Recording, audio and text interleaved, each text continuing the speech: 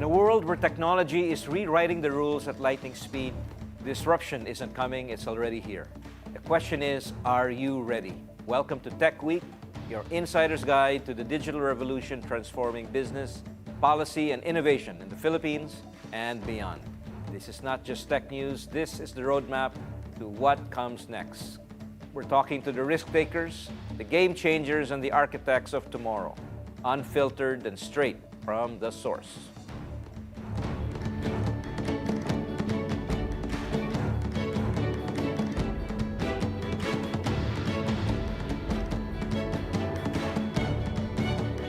The government can harness artificial intelligence for national development through the right policies and partnerships. That is according to Science and Technology Secretary Renato Solidum. Speaking at the AI Summit in Paris last month, Solidum said that they are working on enhancing AI policies through ethical governance and investing in AI-driven industries. He added that since 2018, the Philippines has funded more than 100 AI-focused research and development projects. His agency alone has implemented initiatives like AI Pinas and the Smarter Philippines through data analytics, research and development, training and adoption, or SPARTA, upskilling more than 40,000 individuals in data science and AI. With the right policies, he believes, the government can unlock AI's full potential to improve the lives of Filipinos. The Philippines has emerged as a prime investment destination due to tax reforms that have created a favorable business environment for foreign investors. That is according to the report of property advisory firm Colliers. The report cited that the corporate recovery and tax incentives for enterprises to maximize opportunities for reinvigorating the economy, or the Create More Act, for introducing tax incentives aimed to boost key sectors such as the information technology and business management, as well as manufacturing. Under the measure, the IT-BPM sector is provided with substantial tax relief that are attractive to companies looking to establish or to expand their operations. The Create More law grants registered businesses in the industry access to income tax benefits such as income tax holidays and a special corporate income tax. Create More also extends a 50% work-from-home incentive, aligning it with the needs of the IT-BPM sector's workforce. Aspiring programmers, digital artists, and designers can turn their creativity into career opportunities through the newly retooled Game Design and Development Program at the De La Salle College of St. Benilde. The program combines technical training, artistic development, and entrepreneurial skills to prepare students when they enter the game development industry. Students can also gain hands-on experience with emerging technologies such as virtual reality, augmented reality, and extended reality, ensuring that they are equipped for the evolving digital creative landscape. This is aligned with the Philippine Skills Framework for Game Development, a 10-trimester program that trains graduates to excel in a wide range of rules. Did you know that game development is part of the IT-BPM industry? While many people still associate the sector with contact centers or BPO, it is actually much more than that. Over the years, the IT-BPM industry has expanded to include a thriving creative sector, one where Filipino talent is making waves in game development, digital design, and animation. One of the most exciting frontiers in this space is game development, a growing industry where Filipino creators are blending imagination with technology to build games that captivate audiences worldwide.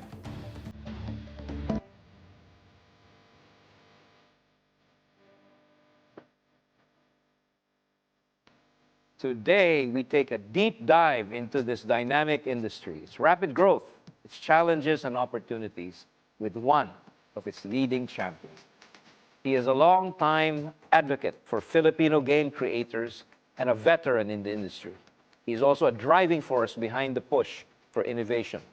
As chairman of the Game Developers Association of the Philippines, or GDAP, he has been instrumental in helping local studios grow, nurturing the next generation of developers, and putting the game development industry of the Philippines on the global map. Let us welcome to the show Alvin Huban. Good morning. Hello. Hello. It's good to have you on the show, Alvin. Let us deep dive right into it. What are the top 5 games that Filipino gamers are most engaged with right now? And what is the favorite, hottest game genre at the moment? Oh, in the Philippines. Well, in terms of competitive gaming for the past 5 years, it's still been Mobile Legends. It's been surprisingly dominating in the scene. And everyone else, I guess, falls way, way behind them. But actually, if you look at the total consumption of games in the Philippines, a bigger majority are actually the casual players. And that takes a bigger piece of the pie. And I guess if you talk about Philippine games, it's hard to really name the top 5 because it seems that the 4 below, 2 to 5, keep on moving. But still on top is Mobile Legends. And how many gamers are there in your estimate, Alvin? Research says around 60% of people with mobile phones play games as a second form of activity. The first is still being social. Right. You know, the second form. So 60 is, if you base it upon our population, that's quite big. And we're just talking about mobile gaming. And this 60% cuts across various generations. It's not just... That is the wonderful thing about this. Yes, it has been slowly eating up on our age bracket as well. But being a young nation, of course, the large majority is in the 23 to 25-year-old bracket. Okay. You've been such a staunch champion of the industry.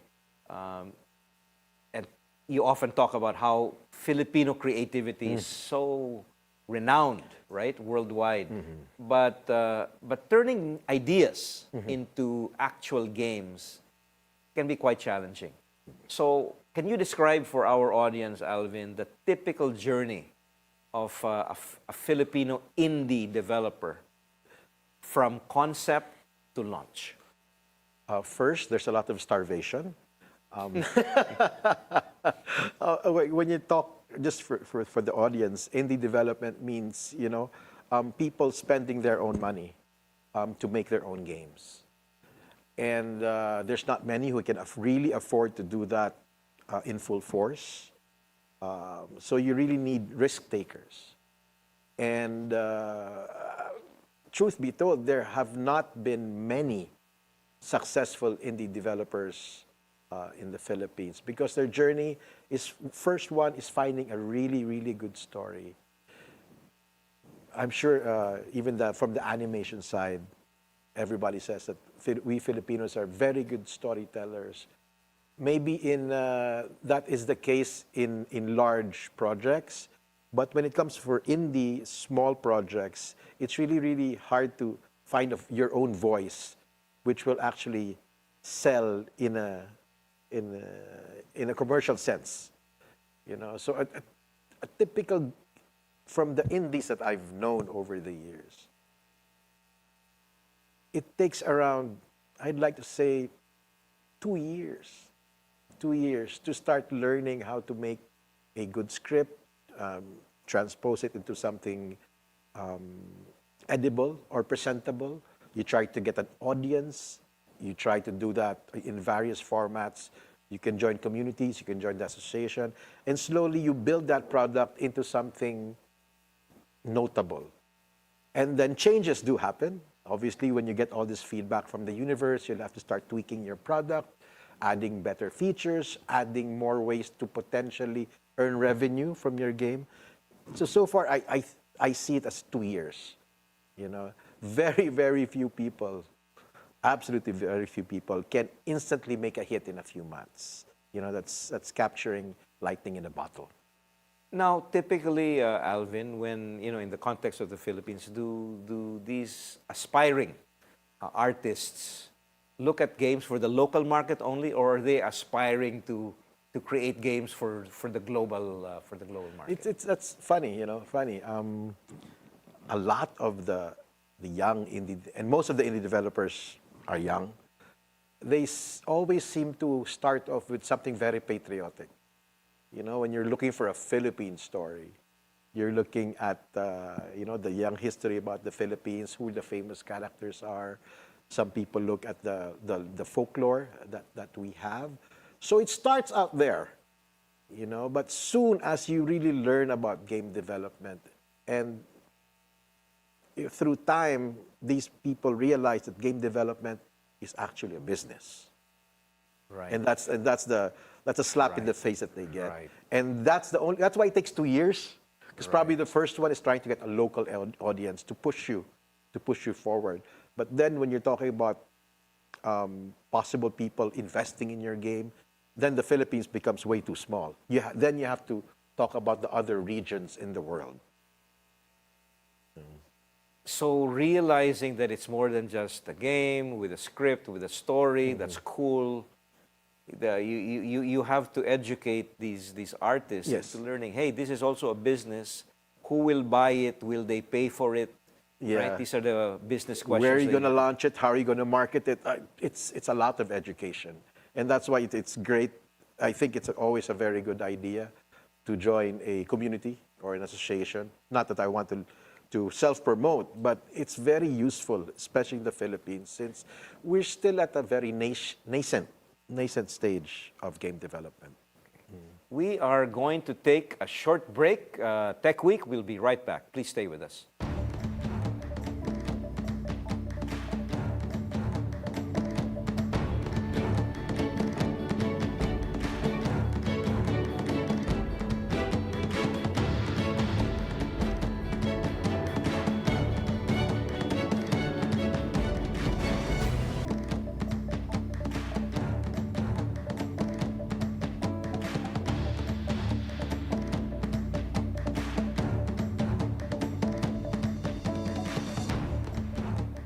Welcome back to Tech Week. We continue our discussion with Alvin Huban, the chairman of the Game Developer Association of the Philippines. So Alvin, let's get back into it. Tell us, what does it really take to become a game developer in our country, and what skills, what tools, what training would you recommend for those aspiring to join this community? Okay, we are quite lucky in the Philippines that we actually have full 4-year degree courses teaching game design and development. So that's a safe bet. If you want to look at, I don't want to, I do have my favorites, but I do not want to mention it. But if you want to know which schools these are, you can go on our Facebook page or our website in GDAP, and you can look at the list of our members. What skills? Generally, obviously, there is game developers are kind of funny. There should be a good mix of the left brain and the right brain. Mm-hmm. There is a storytelling component, which can be the art side, the animation side of the games. But obviously, the technical component, the programming side, is equally critical and crucial. And then when you get those things together, then you have to bless it with marketing skills, business development skills, team management. The nice thing about game development nowadays, if you talk about 20 years ago or something, 30 years ago, game development was really, really for the rare few, because getting knowledge about it and training about it was so hard to do. Nowadays, you have the University of Google, the University of YouTube, and that really helps a lot. So if someone really wants to make games and get good at it, there's so much material available in the world. So. And this kind of mentoring, Alvin, is something that GDAP and its community provide. These Yes, aspiring yes, artists. yes. And, but one thing that people should understand is if you desire such mentorship, there are steps towards it. It's not instant. You know, we're not a knowledge base we can just query upon. I mean, be you have to present yourself and establish a rapport. But that's why there is a community. A community is a two-way thing. It's not just a one-way thing. So there are steps in joining a community. That's a good warning to the aspiring game developers. Now tell the audience, Alvin, what are some of the more notable games that are proudly made by Pinoy developers that our audience and gamers everywhere should know about, and what about them are uniquely Pinoy? What are these elements that are integrated into these kinds of games? Okay, that's I think for me, there is only a good answer to your question is the official PBA basketball game, which is called PH Slam. Funny thing is they couldn't call it PBA Slam because someone registered PBA before them, and it was bowling. So not basketball, it was bowling, But it's a very good example because it's something that all Filipinos know, basketball. It's been around for like a decade. It's still up there, so it's a Philippine hit. I think it still gets around 40,000 downloads a day in the Philippines after 10 years, And it's really synced with the PBA association. When the players change officially, so does the players in the game. It's a 2-on-2 thing based on NBA Jam. It's a really old game, but it's good because it's easily playable with the common phones in the Philippines, and that has a distinctly Filipino flavor. The other indie hits do not have a Philippine flavor. There was this game a couple of years back called Flippy Bottle Extreme by a dear friend, Derek, but that was based on a U.S. college trend of flipping water bottles. Okay, and that was a global hit. So good. It's a very good comparison because that flipping bottle thing, it went around the world because a lot of people, young people, especially the college side, communicated with it. Whereas the PBA, the PH Slam, is famous only in the Philippines. I see. So obviously the other side had better revenues, definitely because it went global. To continue on that thought, if you could recommend one must-try game, whether it's Filipino-made or global, that reflects, what you were talking about earlier, great storytelling and innovation, what would that game be and why? And why? For me, I would always point to the highest caliber kinds of games, and that means you'd have to go on console. You'd have to go on console for the best example of great storytelling, and from personal experience, it should be. You should try at least some of the games by Naughty Dog on PlayStation. They really they made great changes in the way games are played and told. Rarely did we see much human emotion really attached to gaming, to game playing, such as they started this over a decade ago with games like Uncharted, the Uncharted series, and then especially Last of Us. And you can see Last of Us, it has evolved from a couple of series of games to TV. So the stories really were able to cross boundaries. So that's an experience I want more Filipino kids to understand, at least gaming on the highest fidelity. Right. One last question, Alvin. Let's talk about the Philippine game industry as a whole. The sector achieved over 9 million in total revenue from the Nordic Games in 2024. Now, what in your opinion, were some of the key factors that contributed to this trending growth? And what does it mean or imply for game developers in our country who want to enter the global stage? Well, when you talk of events like the Nordic Games, and that figure is a bit high, I think it was a summary of the events we went to during last year, which was, thank you for all the support that we got last year. We hope we get some of that this year. And it was mostly for service. It was mostly for service. So that's why a lot of us, go to these events around the world in gaming. We try to get contracts to help build bigger games. So that's why they came up with that figure.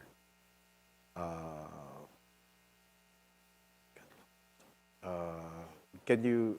So Well, what do you expect moving forward, right? Well, And how do you want to encourage more growth traction for this industry? the last decade really showed that we Filipinos can produce games even on the highest levels. So when you asked me earlier what game do I want, I mentioned a AAA game, a console game, because that's what I want to show the young generation. That we can go, toe to toe with the best in the world. I want them to realize that, to give them confidence that achieving your dream is doable. Because sometimes if you don't, if you're not in the right crowd, not right in the community, not in the right school, maybe unschooled, you have that defeated feeling that that's so impossible. But we have shown, we have small gains. Quite a few of us have been working with the biggest games in the world, with the Xboxes, the PlayStations, Nintendo, successfully. And we want people to know about these stories. To give them confidence that, we are actually global class. So despite, the relatively small size, there's a lot of potential. There is definitely, and it's investable. Among Filipino game developers. Very, very interesting stuff, Alvin. That will be a wrap for this week's Tech Week. A huge thank you, Alvin, for sharing your valuable insights. Anytime, Jack. The future is being built right now, and conversations like these help us decode the future and navigate what comes next. Join us again next week as we dive into another game-changing story shaping technology, business, and innovation. Until then, stay curious, stay bold, and stay ahead. I'm Jack Madrid. You can catch BNC on Free TV Channel 31 and on Signal Channel 24. Thank you for watching BNC, the Bilyonaryo news channel, always on top.